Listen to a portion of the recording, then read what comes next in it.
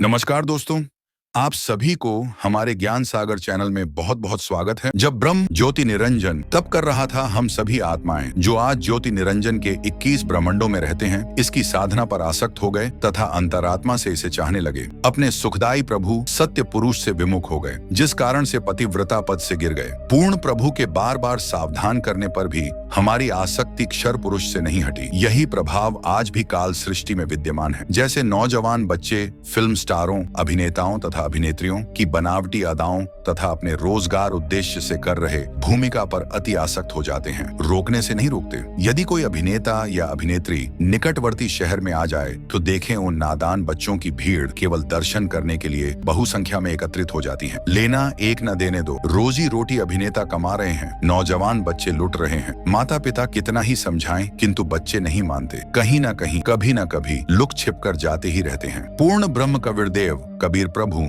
ने क्षर पुरुष से पूछा कि बोलो क्या चाहते हो। उसने कहा कि पिताजी, ये स्थान मेरे लिए कम है, मुझे अलग से द्वीप प्रदान करने की कृपा करें। हक्का कबीर सत कबीर ने उसे 21 ब्रह्मांड प्रदान कर दिए। कुछ समय उपरांत ज्योति निरंजन ने सोचा, इसमें कुछ रचना करनी चाहिए। खाली ब्रह्मांड प्लाट किस काम के।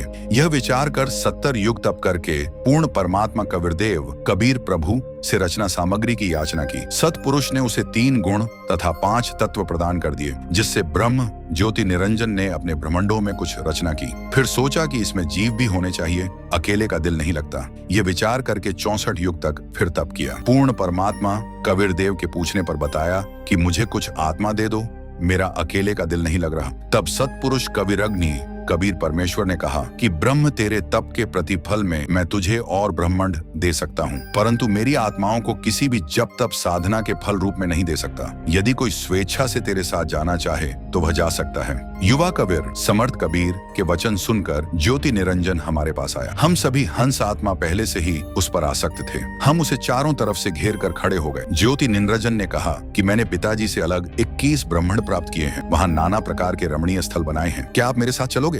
हम सभी हंसों ने, जो आज 21 ब्रह्मांडों में परेशान हैं, कहा कि हम तैयार हैं। यदि पिताजी आज्ञा दें। तब क्षर पुरुष पूर्ण ब्रह्म महान कबीर समर्थ कबीर प्रभु के पास गया तथा सर्व वार्ता कही। तब कबीर अग्नि कबीर परमेश्वर ने कहा कि मेरे सामने स्वीकृति देने वाले को आज्ञा दूंगा। क्षर पुरुष तथा परम अक्षर पुरुष कबीर मितौजा दोनों हम सभी हंस आत्माओं के पास आए। सत कबीर देव ने कहा कि जो हंस आत्मा ब्रह्म के साथ जाना चाहता है, हाथ ऊपर करके स्वीकृति दे। अपने पिता के सामने किसी की हिम्मत नहीं हुई, किसी ने स्वीकृति नहीं दी। बहुत समय तक सन्नाटा छाया रहा। तत्पश्चात एक हंस आत्मा ने साहस किया तथा कहा कि पिताजी, मैं जाना चाहता हूँ। फिर तो उसकी देखा देखी जो आज काल ब्रह्म के 21 ब्रह्मांडों में फंसी हैं, हम सभी आत्माओं ने स्वीकृति दे दी। परमेश्वर कबीर जी ने ज्योति निरंजन से कहा कि आप अपने स्थान पर जाओ। जिन्होंने तेरे साथ जाने की स्वीकृति दी है, मैं उन सर्व हंस आत्माओं को आपके पास भेज दूंगा। ज्योति निरंजन अपने 21 ब्रह्मांडों में चला गया। उस समय तक यह 21 ब्रह्मांड सतलोक में ही थे। तत्पश्चात पूर्ण ब्रह्म ने सर्वप्रथम स्वीकृति देने वाले हंस को लड़की का रूप दिया, परंतु स्त्री इंद्री नहीं रची तथा सर्व आत्माओं को, जिन्होंने ज्योति निरंजन ब्रह्म के साथ जाने की सहमति दी थी, उस लड़की के शरीर में प्रवेश कर दिया तथा उसका नाम आश्रा, आदि माया, प्रकृति देवी, दुर्गा पड़ा।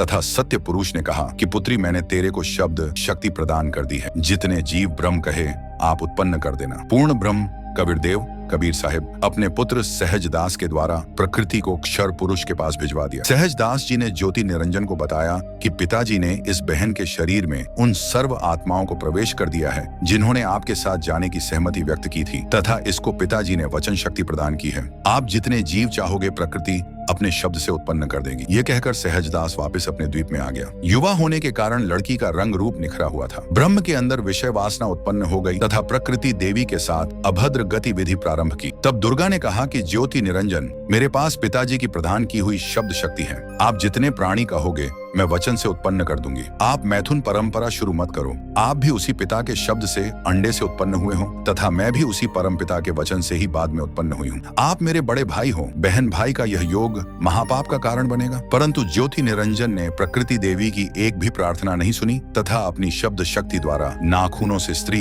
इंद्री भग्ग प्रकृति को लगा दी तथा बलात्कार करने की ठानी। उसी समय दुर्गा ने अपनी इज्जत रक्षा के लिए कोई और चारा न देख सूक्ष्म रूप बनाया तथा ज्योति निरंजन के खुले मुख के द्वारा पेट में प्रवेश करके पूर्ण ब्रह्म कबीरदेव से अपनी रक्षा के लिए याचना की। उसी समय कबीरदेव अपने पुत्र योग संतायन अर्थात जोगजीत का रूप बनाकर वहां प्रकट हुए तथा कन्या को ब्रह्म के उदर से बाहर निकाला तथा कहा कि ज्योति निरंजन, आज से तेरा नाम काल होगा, तेरे जन्म मृत्यु होते रहेंगे, इसीलिए तेरा नाम क्षर पुरुष होगा तथा 1 लाख मानव शरीरधारी प्राणियों को प्रतिदिन खाया करेगा, वो 1.25 लाख उत्पन्न किया करेगा। आप दोनों को 21 ब्रह्मांड सहित निष्कासित किया जाता है। इतना कहते ही 21 ब्रह्मांड विमान की तरह चल पड़े। सहजदास के द्वीप के पास से होते हुए सतलोक से 16 शंख कोस की दूरी पर आकर रुक गई। एक कोस लगभग 3 किलोमीटर का होता है।